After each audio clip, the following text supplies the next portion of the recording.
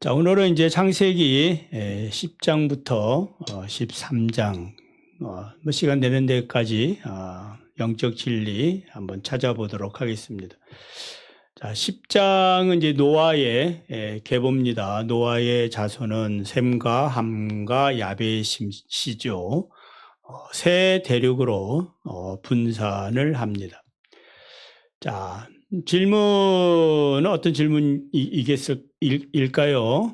하나님이 노아의 자손에게 준 명령은 무엇인가?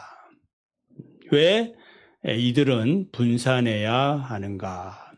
분산해야 되는 목적은 하나님께서 흩어져서 이제 정복하는 데 있는 거죠. 근데 이제 우리 11장에서 이제 보면 이들은 이제 바벨탑을 쌓고 이제 흩어지려고 하지 않는 그러한 모습을 보게 됩니다. 어쨌든 역사는 이제 그 노아의 3명의 자손이 유럽과 아시아와 그다음에 아프리카로 이렇게 분산하는 모습을 볼 수 있습니다.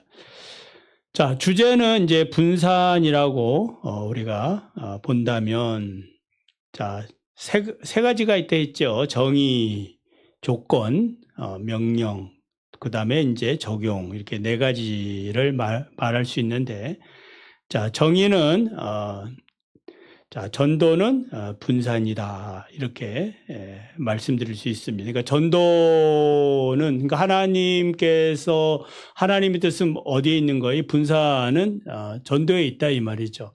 그러니까 하나님의 뜻을 드러내는 것이 하나님이 원하시는 건데, 분산하지 아니하면은 그래서 그 예루살렘 교회가 이제 분산이 안 되거든요. 그러니까 자기들만이 이제 예루살렘에 모여가지고 그 신앙 공동체를 형성하니까 하나님께서 강제로 이제 핍박을 통해서 이제 분산시키는 모습을 보게 됩니다. 자, 오늘 이제 여러분들이 한 가지 더 이제 배울 것이 있는데 그것은 이제 유사 개념이다. 유사 개념은 무엇이 유사 개념이에요? 이제 분산에 대한 주제에 대한 유사한 개념들. 그러니까 분산과 비슷한 단어가 뭐냐 이제 이 말이에요. 그것을 이제 생각하면 우리의 이제 사고력이 넓어지게 됩니다. 그래서 흩어짐, 또 증인, 사명, 정복 이렇게 여러 가지로 생각해 볼 수 있습니다. 그래서 조건은 이제 흩어져야 번성한다.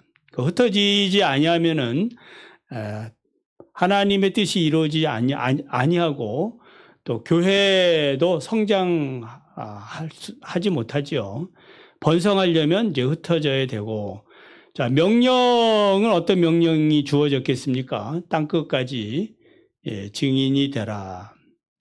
그러니까 증인이 되는 것, 이게 이제 유사 개념으로 제가 말씀을 드리는 거예요. 흩어지는 것, 그 다음에 증인이 되는 것, 그러니까 같은 분산에 대한 그 의미라고 보시면 돼요. 그러니까 땅끝까지 증인이 되는 것, 성령이 임하시면 너희가 권능을 받고 유다와 또 예루살렘과 유다와 또 사마리아 땅끝까지 이르러 내 증인이 되라. 자, 적용 질문은 나는 얼마나 이 사명을 감당하고 있는가. 그러니까 우리가 흩어져서 지금 우리가 생업을 통해서 또 일을 하고 있지 않습니까? 그러니까 그 부분에서 증인의 삶을, 그러니까 사명을 잘 감당하고 있는가. 그냥 먹고 살기 위해서 사람들과 또 만나서 일만 하고 오는 건지, 아니면 그곳에서 그리스도의 증인된 삶을 살고 있는지 우리가 질문을 해보고 또 자신에게 적용을 해야 합니다. 자, 11장 보면 이제 내용은 어떤 내용이에요? 사람들은 신할 평지에서 바벨탑을 쌓게 됩니다. 그래서 우리 하나님이 이들이 하나님을 대적하고 있는 거죠. 하나님의 명령을 어기고 있기 때문에 언어를 혼잡하게 해서 그들을 이제 강제로 이제 흩어지게 합니다. 자, 4절을 보면 11장 4절을 보면 왜 사람들은 바벨탑을 쌓으면서 우리의 이름을 내고 온 지면에 흩어짐을 면하자고 이렇게 결의를 하는가. 그것은 한마디로 하나님을 향한 대적이죠. 교만합니다. 그래서 이제 주제를 교만합니다. 이 주제는 뭐 여러분들이 잡는 것이 주제예요. 이것이 내가 성경 읽어보니까 이런 내용 같다. 그러면은 그렇게 여러분들이 정하시면 돼요. 자, 주제는 이제 교만이라고 할 때에, 자, 정의는 무엇은 무엇이라고 했지요. 교만은 무엇이겠어요? 자, 여러분이 가로놓기 한번 해보세요. 교만은 무엇이다? 뭐 여러 가지 집어넣을 수 있습니다. 다 답이에요. 이상한 말만 안 하면 됩니다. 그러니까 교만은 하나님을 향한 도전이다. 그것도 이제 정면 도전이다. 자, 이제 유사 개념은 교만에 대한 유사 개념들은 어떤 것들이 있느냐?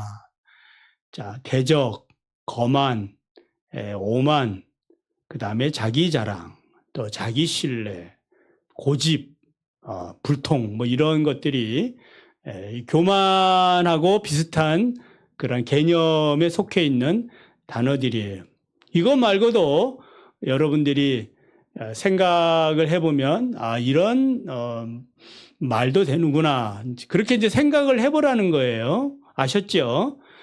그래서 자, 조건은 교만하면 심판은 피할 수 없다.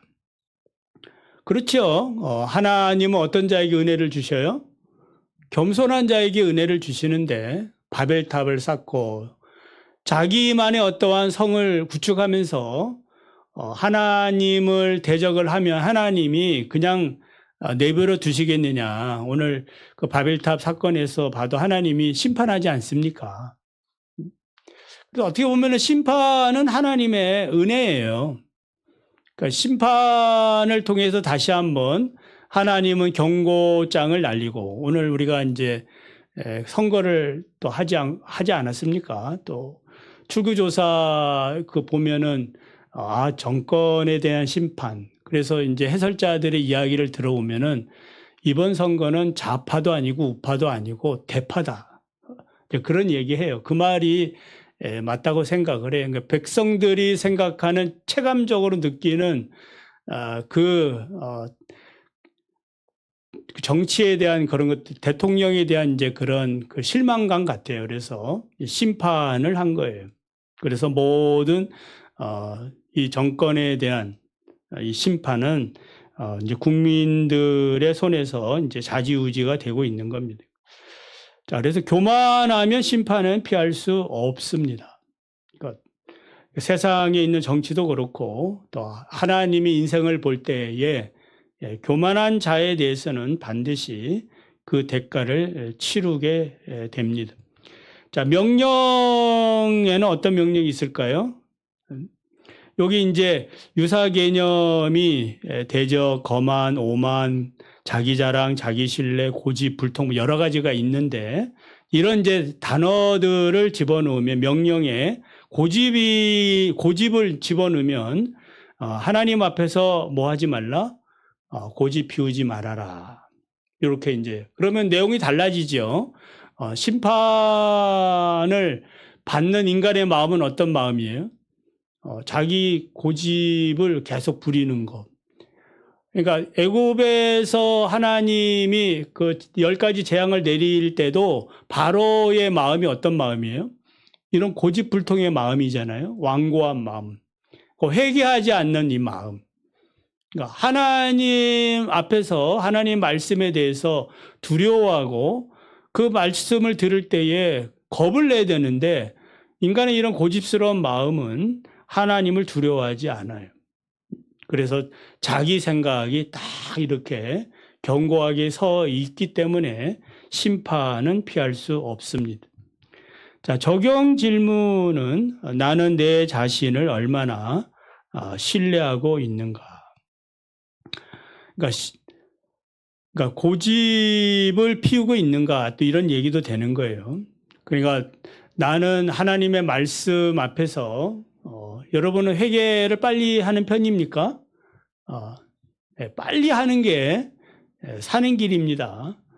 바로바로 하나님께서 성령으로 말씀하실 때에 바로바로 고쳐나가야지. 안 그러면은 그 기간이 길면 길수록 하나님의 어떤 징계도 길어질 수 있다라는 사실도 기억을 했으면 좋겠습니다. 자, 이제 12장 아브라함의 소명입니다. 자, 이제 할 얘기가 많이 있죠. 자, 아브라함은 하란을 이제 떠납니다. 가나안 땅에 도착한 아브라함은 세겜에서 제단을 쌓게 됩니다. 자, 4절을 우리가 이제 읽었죠. 아까 왜 하나님은 아브라함을 믿음의 조상으로 선택했나? 이제 기본적인 질문이고, 자, 하나님이 아브라함에게 주신 약속들의 의미는 무엇인가? 또 이렇게 쭉 하나님이 아브라함을 부르면서 축복에 대한 약속들을 하지 않습니까? 자, 이런 약속들을 했을 때에 왜 아브라함은 하나님의 말씀을 따라갔나? 요 이제 질문이 되겠습니다. 자, 왜 아브라함은 하나님의 말씀을 의심도 안 하고 따라갔을까? 뭐 믿으니까 따라갔겠죠. 여러분 같으면은 따라갈 수 있을까요? 처음 이렇게 낯선 신이 말씀을 하거든요. 당신이 누구십니까? 모세처럼 이스라엘 백성이 너를 보낸 신이 누구냐 이렇게 이제 묻는다면 뭐라고 대답할 거예요? 뭔가 이렇게 오고 가는 소통의 그런 과정도 없이 4절을 보면은 아브라함은 여호와의 말씀을 따라갔다라고 이렇게 기록해 놓았습니다. 자, 말씀에 대한 순종이죠. 하나님의 이제 은혜가 이제 아브라함에게 있었던 것이고 그 말씀에 대해서 의심하지 아니하고 이제 따라갑니다. 자, 주제어는 순종입니다. 순종. 자, 한번 여러분들이 순종은 무엇이다? 아브라함의 지금 요 구절을 보면서 한번 가로놓기. 순종은 무엇이다? 장로님, 순종은 무엇이다? 생각을 미리미리 하시라고 했죠. 예. 그게 뭐지? 우리 원권사님. 순종은 뭐든지 꺼내면 됩니다. 다 답이라고 했습니다. 제가 틀렸는데 그런 것은 없습니다. 우리 박권사님 처음 참석했는데 순종은 무엇이다? 축복이다. 할렐루야. 왜 축복이에요?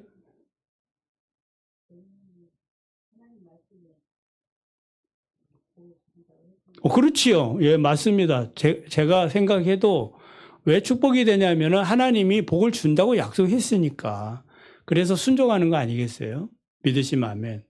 그러니까 우리가 하나님 앞에 왜 순종해야 하는가? 오늘도 이렇게 순종하는 의미에서 우리가 예배에 나온 거 아닙니까? 몸도 피곤하고 힘든데 또 개표 방송도 궁금하기도 하고 여러 가지가 있는 상황 속에서 하나님 앞에 나온 것은 바로 말씀을 따라 순종하기 위한 그런 노력들이에요. 자, 유사 개념은 저는 이제 순종은 말씀에 대한 반응이다라고 했어요. 그러니까 하나님의 말씀이 주어졌고 거기에 이제 순종 여부가 있는 거죠. 순종하면 축복이고 불순종하면은 하나님이 복을 안 주니까 복을 안 주면은 반대로 이제 재앙이 임하게 되는 겁니다. 자, 유사 개념은 순종에 대한 유사 개념은 자기 부인, 자기 십자가, 내려놓음, 바라봄, 따라감, 복종, 반응, 생명, 희생, 사랑. 사랑은 왜 사랑일까요? 그렇죠. 사랑하니까, 그러니까 같은 개념이다 이 말이에요. 같은 단어 속에 들어가 있는 같은 의미예요. 사랑하니까 뭐 하는 거 순종하고, 사랑하니까 복종하고, 사랑하니까 주를 위해서 자기 십자가도 지고 따라가는 겁니다.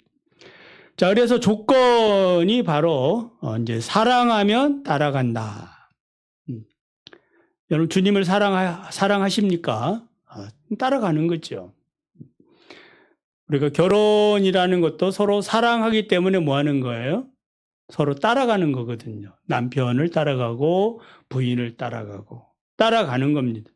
뭐 따라가서 후회하는 일도 있겠습니다만은 사랑하기 때문에 따라가는 거예요. 그래서 사랑이 변질되지 아니하면, 변하지 아니하면 계속해서 같은 방향을 향하여 걸어가는 겁니다. 같은 곳을 바라보고 살아가는 것이 바로 순종이고 사랑이다. 자, 명령은 어떤 내용이 있을까요? 저는 자기를 부인하라. 그러니까 자기를 부인하라. 이게 순종의 의미죠. 그래서 자기를 부인한 만큼. 그래 우리가 이제 자기 부인하고 할 때에 우리 그 회개와 관계에서 회개는 이제 새 사람 옛 사람과의 관계도 있는데 여러분들은 이제 회개를 어떤 식으로 하는가? 그러니까 자기 부인과 관련해서 자기를 부인하라고 했더니 우리는 늘 회개를 어떤 식으로 하는 거예요? 내가 부인하지 못했습니다. 그러니까 자기의 어떤 성품 기질과 관련해서 그 사랑과 친절과 온유함 뭐 여러 가지 그 성령의 열매들이 뭐 있지요. 그러니까 그것의 열매를 맺지 못했다라는 부분에 대해서 뭐 하는 거예요? 자책하듯이 내가 부인하지 못했습니다. 내가 내려놓지 못했습니다. 그렇게 하시나요? 그게 아니라고 했죠. 우리는 그리스도 안에서 새로운 그 피조물이 됐거든요. 그러니까 묵은 누룩에서 뭐 한 거예요? 새 덩어리가 됐다 이 말이에요. 그러니까 새 덩어리가 된 상태입니다. 그러니까 묵은 누룩이 이렇게 변해가지고 뭐 한 거예요? 새로운 누룩이 된 게 아니고 새로운 덩어리가 된 게 아니고 누룩이란다. 새로운 덩어리가 된 게 아니고 처음부터 그리스도 안에서 새 덩어리가 된 겁니다. 그러니까 새 덩어리가 된 상태에서 이제 우리가 그리스도 안에서 성화 과정이죠. 우리가 이렇게 우리 자신을 보니까 우리 속에 뭐가 있는 거예요? 옛 것들이 보인다 이 말이에요. 그러니까 옛 것은 나하고 상관이 있는 거예요, 없는 거예요? 나하고 상관이 없는 옛 것이거든요. 왜냐하면 나는 그리스도 안에서 성령의 생명의 법으로 새롭게 태어난 그런 존재거든요. 그러니까 옛 것이 존재하는 거는 우리가 육신의 이러한 그 육신을 입고 있는 동안에는 그런 현상들이 있어서 그런 겁니다. 그러니까 이런 것들을 뭐 하는 거예요? 나와 상관이 없는 것으로 자꾸 취급하는 것이 성화의 과정이고, 그러니까 우리가 뭐 오늘 혹시 뭐 누구를 미워했습니까? 그 미워했다라고 하면 우리는 어떤 식으로 회개를 해야 돼요? 우리 김문당 권사님 어떤 식으로 회개해야 돼요? 내가 지금 누구를 미워했어. 그럼 어떤 식으로 우리가 해결을 해야 돼? 네? 용서할 수 있는 마음은 주셨죠? 네. 그러니까 용서할 수 있는 마음은 우리에게 주셨는데 이 용서할 수 있는 이 마음이 충만해지기를 그러니까 이미 주셨어요. 그러니까 없는 게 아니고 나에게 주어진 거예요. 주어졌는데 이게 뭐 한 거예요? 육신의 생각에 우리가 이제 사로잡혀 있는 거죠. 그러니까 그리스도 안에서 우리가 누리는 이 자유는 이미 보장됐는데 이 보장된 이 자유를 뭐 하냐면은 이 사탄과 우리의 이 육신은 뭐라고 자꾸 고소를 하냐면은 아직 너는 변하지 않았다라고 자꾸 얘기를 하거든. 그러면은 우리가 생각할 때에 그러니까 그리스도 안에 서 있지 못하면은 자꾸 내가 변하지 않는 이 부분에 대해서 뭐 하는 거예요? 변화시켜 달라고 기도하게 되어져 있거든요. 변화시켜 달라는 게 아니고 본래 변화된 자로 살게 해달라고 기도해야 하는 게 옳다 이 말이에요. 그러니까 그리스도 안에서 우리를 성령으로 새 사람으로 거듭나게 해 주셨잖아요. 아멘. 거듭나게 해 주셨는데 이 거듭난 사람으로 살지 못하도록 육신의 소욕들이 있다 이 말이에요. 그러니까 이런 것들에 대해서 뭐 하는 거예요? 부인하는 거예요. 거부하고 나와 상관이 없다라고 나사렛 예수 이름으로 물리치고 그러면은 성령의 생각이 나를 지배하게 되는 겁니다. 안 그러면은 또 계속해서 뭐 하는 거예요? 내가 자꾸 변화되려고 한다 이 말이에요. 자꾸 변화되려고. 그러니까 항상 우리의 그 신앙이 자꾸 도돌이표가 되는 거예요. 왔던데 또 오고 또 우리가 인간관계 문제가 생기면 그 문제 때문에 항상 걸려 넘어진다 이 말이에요. 이미 그리스도 안에서 해결된 문제이기 때문에 믿음의 경고에 서서 자기가 어떤 존재인가를 확신하는 것, 이 자체가 중요합니다. 이해가 되셨나요? 네. 그 이해가 아니라 정말 이거는 우리가 기도하면서 실질적으로 그리스도 안에서 거듭난 생명을 확신할 때에 오는 거예요. 그러면 항상 뭐 기도할 때 또 나 같은 죄인을 용서해 달라고 당연히 나 같은 죄인은 맞지요. 주님이 우리를 용서해 주셨기 때문에. 그런데 가만히 기도를 들어보면은 뭐 한 거예요? 어저께 했던 죄, 또 그 전에 했던 죄, 그 죄를 뭐 하고 있는 거예요? 항상 똑같이 뭐 하고 있어? 회개하고 있더라 이 말이에요. 그게 아니고, 그러니까 복음 안에서 자유함을 온전히 누리기를 원합니다. 그래서 자기를 부인하라.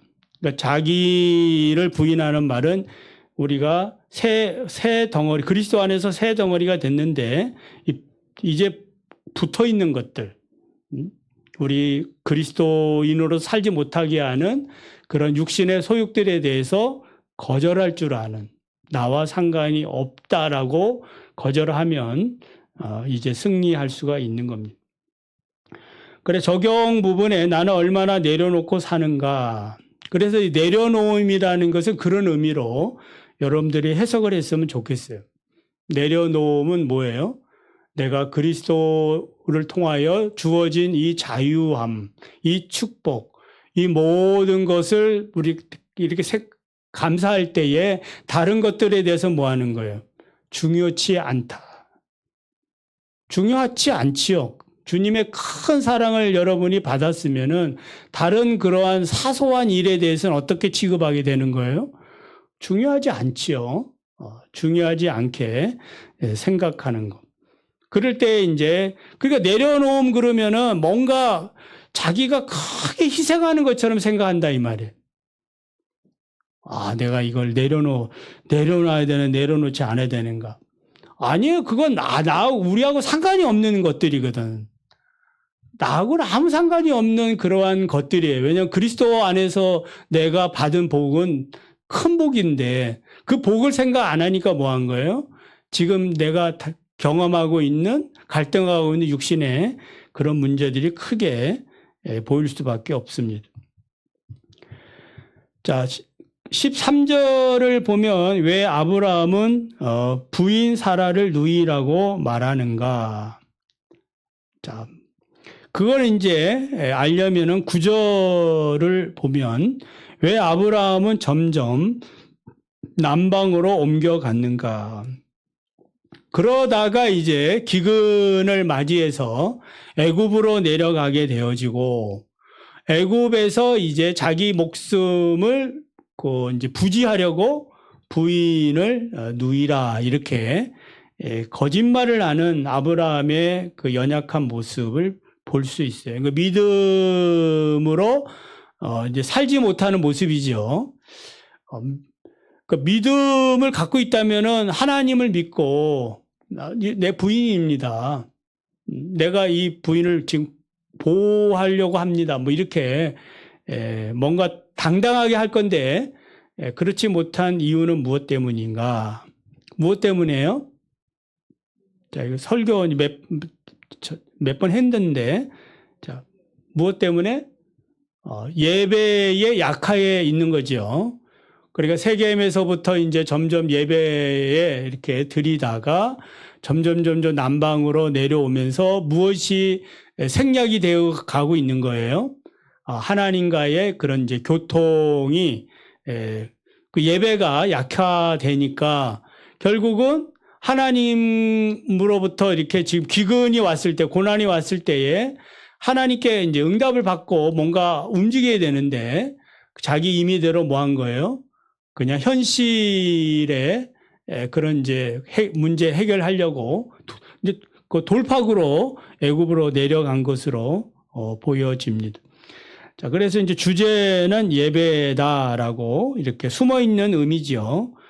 자, 정의는 무엇일까요? 예배는 무엇이다? 오늘 그 아브라함의 이야기를 이렇게 보니까 용기, 이야기면은 그 지금 아브라함이 영적인 그 지금 이동 과정과 생각하면 예배는 무엇이다? 하나님과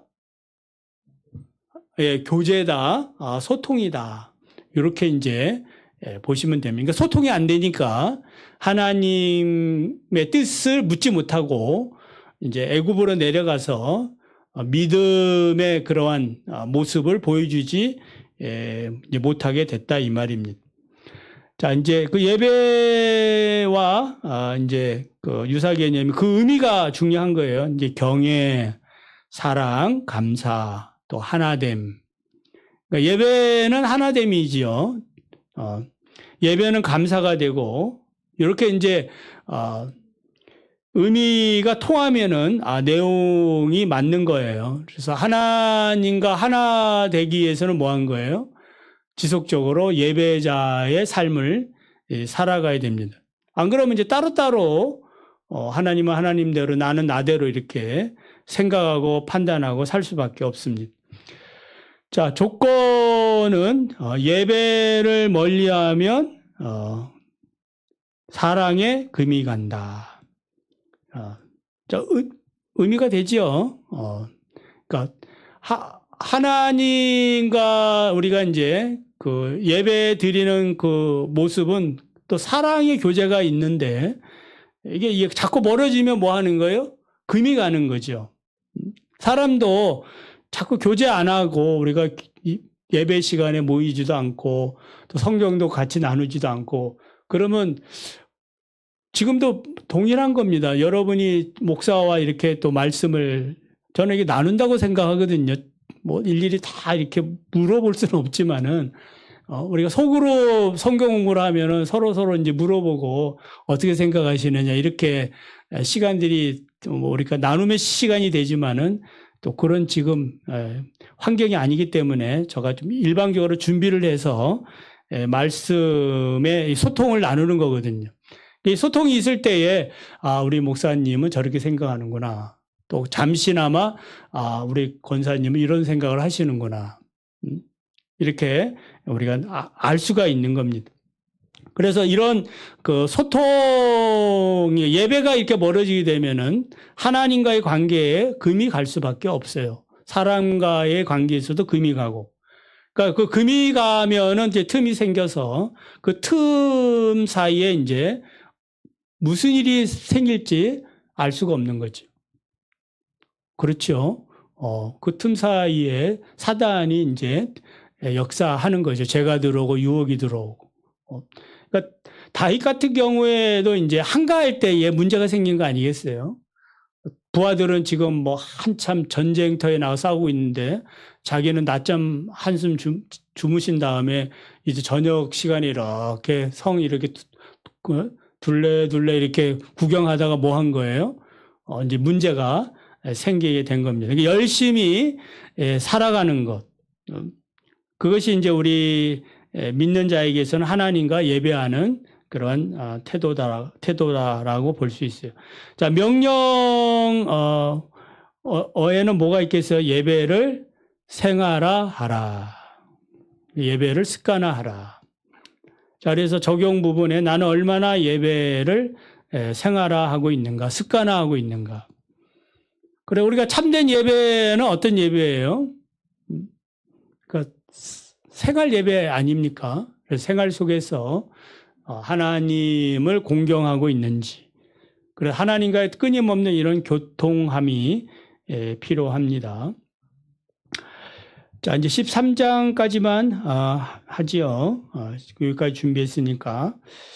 자, 롯의 분가입니다. 아브람과 롯은 분가를 하지요. 롯은 요단 땅을 바라보고 떠납니다. 자, 3절, 4절을 보면 왜 베델에 대해서 아브라함이 처음으로 제단을 쌓은 곳이며 여호와의 이름을 불렀던 곳이라 이렇게 성경을 강조하고 있어요.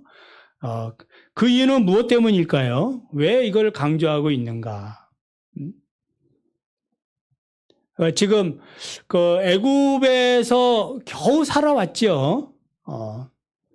그러니까 앞뒤에 이렇게 문맥을 보면 제가 그냥 이렇게 무조건 뭐 주장하는 게 아니고 예배가 아까 약화됐다 이렇게 그냥 주장하는 게 아니고 앞과 뒤에 이렇게 문맥을 보면은 그리고 예배를 이렇게 뒤에 13장 그 애굽에서 돌아와서 베델에서 거주하는데 그 이제 예배를 드린 곳이다라고 강조하는 거 보면은 그동안에 이 아브라함이 뭐 어디에 문제가 있었었구나. 그리고 하나님은 지금 무엇을 기뻐하고 계시는구나. 그걸 알 수가 있는 거죠. 동의하십니까? 그래서 이런 구절구절 하나를 우리가 기도하면서 묵상해 보시기를 바랍니다. 그래, 아브라함이 처음 제단을 쌓은 곳이며, 그러니까 당시에 애굽의 그 사자의 입과 같아요. 그곳에서 뭐 한 거예요? 살아 나온 거거든요. 그것도 그냥 나온 게 아니고 거부가 돼가지고 돌아오거든요.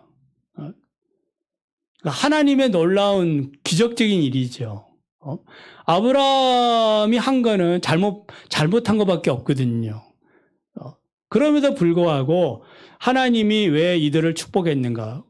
자, 그러면 질문 갑자기 생각이 나니까 왜 하나님은 이들을 애굽에서 이렇게 구원해 내시는가? 그 이유는 무엇 때문일까요? 약속 때문에 그렇죠. 이거 12장에 있는 1절부터 4절에 있는 그 약속 때문에 그런 겁니다. 내가 너를 그 복의 근원으로 삼겠다고 했는데 그 비록 인간이 잘못해가지고 비겁하게 어떤 행동을 했다 하더라도 하나님께서 그래도 자기를 믿고 그 하란 땅에서 믿고 이렇게 순종해서 따라온 아브라함을 보더라도 뭐한가 불쌍한 거 아니겠습니까? 그 하나님이 자비를 베풀어 주시는 게 맞지요. 그리고 여러분 중심이 중요한 것 같아요. 그래서 하나님의 약속에 따라서 이제 하나님이 아브라함을 축복하고 부자가 돼가지고 이제 돌아오게 됐다라는 겁니다. 그래서 여호와의 이름을 불렀던 곳이라 이렇게 강조하는 것은 주제는 바로 예배에 또 있는 겁니다. 예배. 자, 이런 의미에서 자, 정의를 내리면 예배는 무엇이다? 약간 의미가 다르죠. 내용을 이해를 했다면은 예배는 무엇이다? 자, 회복이다. 회복입니다. 제가 생각하고 있는 거는 회복이에요. 자, 그래서 예배의 유사 개념에는 교제, 만남의 장소, 축복, 소통, 앞서 우리가 이제 한번 했으니까, 또 하나됨 또 필요한 그런 내용들이 됩니다. 자, 조건은 예배하면 소통한다. 그 예배는 하나님이 가장 기뻐하는 또 일이죠. 노아의 번제 그 무지개 언약을 통해서 그 예배는 뭐예요? 예배 의미는 하나님이 보시기에 가장 좋은 것이다. 그러니까 세상을 창조하신 다음에 하나님은 보시기에 좋았더라 이렇게 하신 다음에 그 다음에 홍수로 인류를 심판한 다음에 인간이 처음으로 하나님을 이렇게 예배 드렸을 때 흠양하셨거든요. 보시기에 좋은 거죠. 그리고 그 일로 인해서 내가 다시는 물로 세상을 심판하지 않겠다라고 말씀한 어떤 배경이 되기도 하는 거예요. 그러니까 예배를 잘 드리면은 하나님께서는 자기가 준비한 그런 축복들을 무엇을 주실지 알 수가 없어요. 그러니까 보너스 종합 선물 세트다라고도 말씀드릴 수 있어요. 그러니까 어떤 상을 받을지, 어떤 선물을 우리가 받을지 하나님은 여러분을 위해 준비해 놓은 줄 믿습니다. 자, 명령은 이제 하나님과 교제하라. 그리고 이제 적용 부분은 하나님과 소통하지 못하는 이유는 무엇 때문인가? 그러니까 예배 드리지 못하는 이유는 무엇 때문인가? 여러 가지 이유가 있을 수 있죠. 자, 우리가 할 수만 있으면 힘을 다해 예배를 드리는 게 맞죠. 그 예배, 이 소통, 하나님과 이 소통이 예배인데, 소통하지 못하는 그 원인 중에 무엇이 있을까요? 그런 것들을 이제 생각해 보는 거죠. 또 나의 그러한 그 피곤함도 있을 수 있고, 그리고 말씀에 대한 또 신뢰가 또 못 미칠 수도 있고, 그러니까 인내의 어떤 부족함도 있을 수도 있고, 여러 가지 이유가 있을 수 있어요. 그러니까 그런 것들을 극복하고 이제 소통을, 예배 소통을 하시기를 바랍니다. 자, 이제 끝으로 구절을 보면 왜 아브라함은 롯에게 네가 자하면 나는 우하고 네가 우하면 나는 자하겠다. 자, 이렇게 이제 먼저 롯이 먼저 선택하도록 하게 한 이유는 무엇 때문이에요?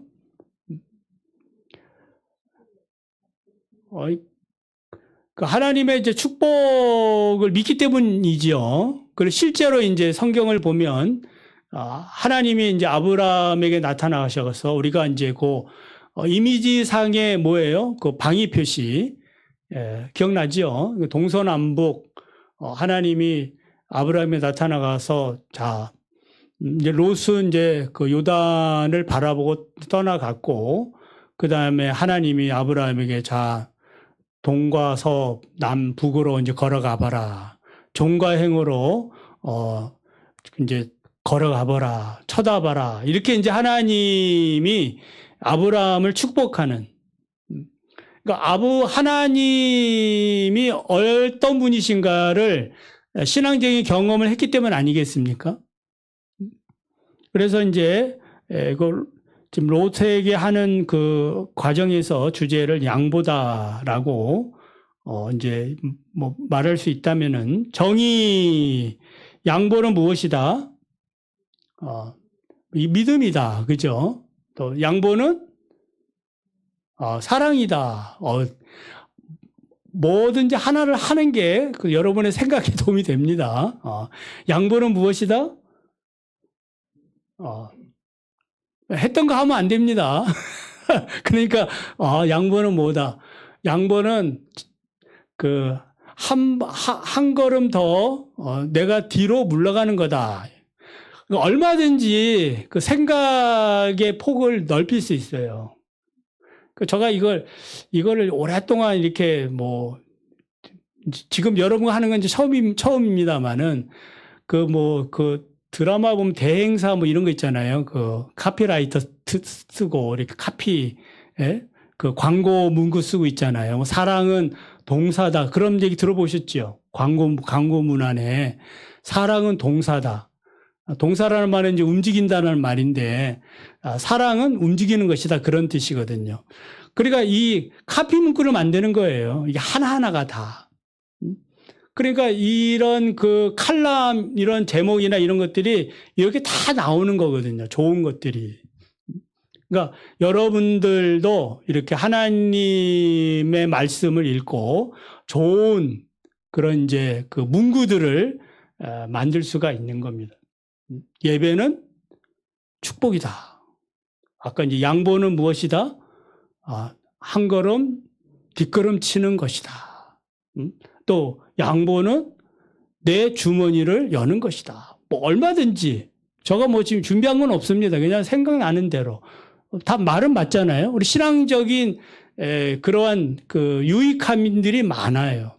여러분들 자꾸 이제 들으면서 설교를 들을 때나 여러분 성경 읽을 때에 이런 구절들이 하나씩 하나씩 기억이 나면은 그것으로 이렇게 지금 우리가 말씀을 나누는 그 목적을 다 이룬다라고 생각을 해요. 자, 그래서 조건은 이제 사랑한 만큼 양보한다. 유사 개념 안 했네요. 유사 개념. 양보의 유사 개념은 관용, 사랑, 배려, 친절, 희생, 십자가 뭐 여러 가지가 있을 수 있습니다. 자, 사랑한 만큼 뭐 한다? 양보한다. 그래서 내가 양보하지 못하는 이유는 무엇 때문이에요? 그 사람을 향한 배려가 약한 것은 사랑하지 못해서 그런 거죠. 모처럼 교회에 뭐 온 사람에 대해서 그 사람에 대한 사랑이 없으면 왜 왔어? 뭐 이렇게 약간 퉁명스럽게 할 수 있지만 사랑하면 그 말이 좀 다르겠죠. 그래서 양보는 이제 사랑이라고 보고 이 사랑은 기도의 또 크기에서 온다라고도 말할 수 있어요. 그러니까 다 관련되어 있는 겁니다. 자, 명령. 자, 관용을 집어넣으면 모든 사람 앞에서 양보하라 이 말은 이제 관용을 베풀라. 같은 말이에요. 그래서 성경에도 너희 관용을 모든 사람에게 뭐 하라 그래요? 알게 하라. 알게 해야 됩니다. 이 목사가 어떤 그 성품을 갖고 있는지 알게 해 주어야 된다 이 말. 그냥 우리 그 신장로님이 우리 박건사님한테 내 마음 알지 뭘 알아? 보여줘야 되거든요. 마음에 있는 걸 뭐 해야 돼요? 그 관용을 보여줘야 되는 겁니다. 그 관용은 어떤 행함과 관련이 있는 거죠. 실천과 관련되어 있는 겁니다. 그냥 말로만 있는 거는 아무런 유익이 되지 못해요. 물론 말도 고맙지요. 따뜻한 말 한마디가 고맙지만은, 그러나 사람들이 알게 하려면 뭐 하는 거예요? 그게 어떤 행동으로 드러나야 아는 것입니다. 자, 그래서 적용 부분은 내 마음이 친절하지 못하는 이유는 무엇 때문인가? 이제 결과적으로 양보 이런 관용 부분이나 그리스도의 마음의 어떤 부족일 수 있는 거잖아요. 그래서 이런 것들을 깨달을 때에 그 주님의 마음을 주옵소서라고 또 기도하며 사시기를 바랍니다.